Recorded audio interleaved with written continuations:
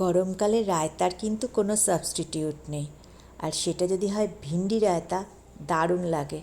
একবার ট্রাই করে দেখুন।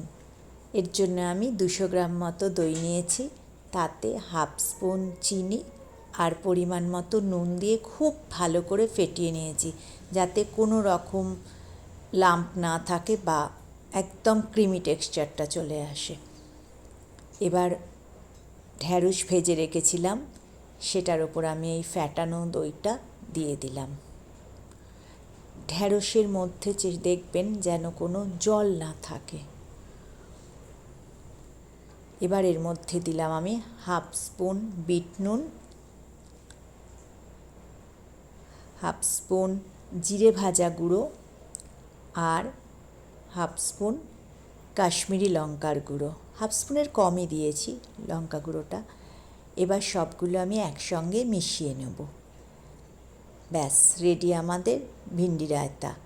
চাইলে এর ওপর আরেকটু জিরে ভাজা গুঁড়ো দেওয়া যেতে পারে, আর এটা কিন্তু ঠান্ডা করেই খেতে ভালো লাগে।